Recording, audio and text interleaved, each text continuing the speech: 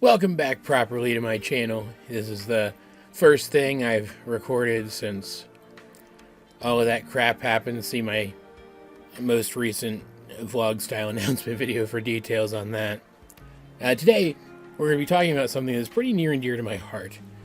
I don't really talk about it on the channel because I'm not like a big enough super fan that I'm like in the know on all the lore and stuff. And I'm certainly not in the fandom. I'm barely in any fandoms at all, but I'm a pretty big fan of Kingdom Hearts. It's absolutely absurd, but I really adore it.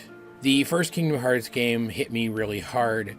There wasn't anything I wanted more for a very long time than to see Sora and his friends reunited on the Destiny Islands. There was one particular fight against Riku in that game, and I can't remember where it was. It was in a castle or something. I don't remember. I need to replay that one really bad. That I had to try like 20 times to beat it. And that's the first time I cared about completing a video game so badly that when a game gave me that much trouble, I didn't just move on to something else. And the ending to Days left me an emotional wreck for days, appropriately enough. I haven't played all of the games. I haven't played the most recent one yet. And I haven't played Dream Drop Distance. And I definitely need to replay at least the core games. There's a lot of story points I don't remember. But I've always loved these. I've always thought they were really great. Just really unique and fun. With really strong emotional through lines, even if some of the dialogue and voice direction was a little, how shall we say, wonky. The Heartless obey me now, Sora. Now I have nothing to fear. You're stupid! But sometimes stuff like that can just add to the fantastical feel of a work, and I feel like that happened in Kingdom Hearts. That's one of the things that makes it so endearing. So when a lost Kingdom Hearts TV pitch pilot, an animatic from, I think, 2003, dropped recently online, obviously I took notice of that. Obviously, that drew me in immediately. And even though, from what I understand, it's been taken down from the source, it still exists online. And I, of course, snatched myself a copy of it. Because I had to make sure I could do a video about it as soon as I feasibly could. Because this thing, they should really pick it up right now and make this into a show. It is just an animatic. It has very limited movement to it. And I definitely feel like some of the character designs could do with a once-over polishing. And there's some moments where, again, it's just an animatic. It's rough. But the characters are quite off-model. I think we should avoid that in the final product if it ever does come into existence. But just generally speaking, this was great. Like, just genuinely awesome. It starts off with a continuity hiccup, or at least what I thought was a continuity hiccup. But one that could be explained away by the fact that this is just a pitch pilot. They're not really given their A game to the visual continuity yet. Hence some of the awful character faces in this from time to time. But it opens effectively after some narration by Jiminy Cricket, which is perfect considering his role in the games. It opens on Sora and Riku sparring on the Destiny Islands. And Sora already has the Keyblade here. Before the Heartless have appeared and he has become the destined Keyblade wielder. But then it's revealed that this is just a dream sequence. He's just remembering the horror of what happened. And so it makes sense he would have the Keyblade because that's his weapon now. He's used to having it in his hand. But he is remembering what happened and lamenting that he still needs to find his friends and reunite with them. He's having this dream on the gummy ship as they're heading towards Agrabah world so they can do Agrabah stuff, which not only gives us a very clear look at what Sora's motivation is very, very quickly. Like, that brief dream sequence on the Destiny Islands with the three friends interacting was just as charming, and maybe I'm biased because I do have nostalgia for this game, but it felt just as charming and endearing as those sequences did in the game itself. So immediately you understand why this dynamic works so well and why these friends want to find each other again. They really do work that well together immediately. And so you understand Sora's motivation immediately, even though he wanted to go out in the world, and they do mention that during the dream sequence. He wanted to go out into the world, or I guess the greater universe, to see other worlds. But not like this. He wanted to do it on his own terms. And so, finding a way to try and reset everything so he can do that on his own terms going forward makes perfect sense as a goal. And of course, being separated from his friends, who even said, "I wouldn't want to do that without you," has to be killing him. It's just extremely effective. And then we get something that I don't remember if we ever got explicitly in the game, which is one of the reasons I feel like I really need to replay it now. We get a scene with Riku talking to Maleficent. And it's very clear that, at least at the start, at least in this version, again, I don't recall if it's true in the original as well, he joined with the side of the Heartless because he saw that their resources were so much vaster than anyone else's, that one, you can't beat him, and two, he can use those resources to find his friends. If he promises his assistance, since he does have this connection to the Keyblade wielder, they will promise him in turn that once all this is over, he and his friends will be allowed to live in peace. And that makes perfect sense. It makes perfect sense to me as a motivation for him. And they're obviously setting him up as a Zuko-style antagonistic co-protagonist of this show, which fits so well with the role he kind of takes in later properties past the first game. Like, were they going to incorporate some of that into this? If so, that is so exciting to me, because Riku is such a fascinating character. We get a bit of his post-island expulsion interactions with Sora, a bit of their dynamic at this point. We get to see how competitive they are with each other in a way that starts out as charming, but that becomes detrimental by the end. And we get a bit of how this show is going to integrate itself into Disney properties. There's no indication of Aladdin characters becoming part of the group in this, but that's likely just because they lacked time.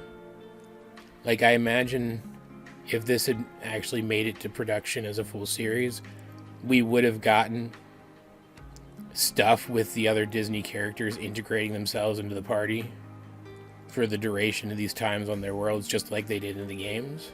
But even without that, we get a sense of how the show will integrate these worlds, and it works pretty well. Even if they do just use them as, like, interesting settings, I think that would be enough. Anyway, that's really what the animatic shows. And it worked fine. What worked here best out of everything, though, was two specific details. Again, this is an animatic, very limited motion. But even through just that very limited motion, they did a fantastic job of showing off how combat would work in this. Blending the sword and sorcery style of the games with more traditional Disney toon slapsticky action, particularly with Goofy. Like Donald and Goofy here really did feel like they were more of a half and half blend of their typical Disney comedic characterization and their characterization from the games, which was really good. Goofy in particular was absolutely hysterical in this, and the way he fights in this, utilizing slapstick, like weaponizing it to deal with very serious threats. I could see that being something that makes action sequences in this show, especially the lower stakes ones, really fun and engaging to watch. Like this battle sequence in the Agrabah world, I'd like to see somebody take the cues from this animatic, maybe expand this a little bit, and animate the whole thing out. Because I imagine it would look absolutely spectacular. But more than anything else, the thing that this animatic did really well, in a very concise kind of way that would need to be fleshed out in the story itself, was show Sora's strength and conviction. Riku tells him he's not a hero, he can't fight this. But he insists that he is. And even though things look entirely too hopeless, he still insists that he will defeat the bad guys and, at the same time, find a way to bring himself and his friends back together. And he makes you believe he can do it. And that's the real strength of Sora's character. And this looks like it understands it, which is the best I could hope for. Like I want this to be made. I want this to be made very, very badly. Anything that seems to understand the characterizations from that game this well, and seems like it's willing to flesh out and expand upon how things were handled in said game, this could be a masterpiece. I'm stunned that it wasn't picked up, considering how popular these games were for a while. Like, yeah, this specific pilot looks a little wonky, and it sounds a little wonky from time to time too, but it's just a pitch pilot. It's just a pitch pilot animatic. You have to look at it and say, well, this is already entertaining. Wouldn't it be so much more so if it were finished? I'm shocked. I'm shocked that they didn't want this. And I hope that the fact that it's garnering attention again now will lead to something. I don't expect it to, but I still hope. And that's really what this property is about, isn't it? Hope. So I feel like I owe the characters of the Kingdom Hearts universe at least that much to hope that their series will be picked up. I don't know how they'd handle the voice actors at this point. Do they still use the same voice actors in the games? I don't even know anymore. But this does have most of the same voice actors from the original game. Sora had to be recast due to scheduling issues. But for the most part, this uses the same original voice cast and they sound great. All of them sound perfectly on point. Including the replacement for Sora. He sounds excellent too. Just don't forget what I taught you. Hey Sora, Riku, do you ever wonder what's out there? You mean like other worlds? Sure, Kairi. If there are other worlds out there, then everything we know is only a tiny piece of something bigger. Whatever is out there, wouldn't be worth seeing without you two. Aw, that's sweet. Sappy. I imagine that they would want to recast it at this point. And I'm fine with that. If the voice casting is done well, I don't see that as a problem. I'm rambling a bit at this point. I just... Could somebody pick this up, please? Somebody at Disney pick this up and be like, oh, we need to make this, please? Not that anybody from Disney watches my videos, but hey, I mean, if by chance you do, can we get this going? You can even hire me as a writer if you want. I'd be cool with that. If you haven't watched this, you really should check it out. Again, I'm sure you can find it online. I will try to remember to find a link to it somewhere and put it in the description. If I don't, poke me about it. I will do so retroactively. I feel like everybody needs to watch this. Even if you're not a Kingdom Hearts fan, I think you would still enjoy this a lot. It's still weird. The premise of it is still definitely weird.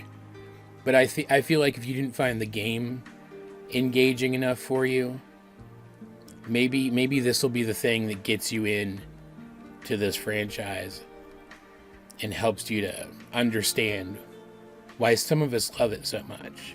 All of that said though, guys, what did you think of this Lost Kingdom Hearts pitch pilot, if you have seen it? Let's get a discussion going in the comment section down below. And while you're down there, you might as well like the video, share it with anyone else who think would enjoy my content, subscribe if you haven't. You can also check out links to my various social medias as well as the many ways you can help out the channel. Those will be in the video description, but either way, this has been AJ22, and I will talk to you guys later.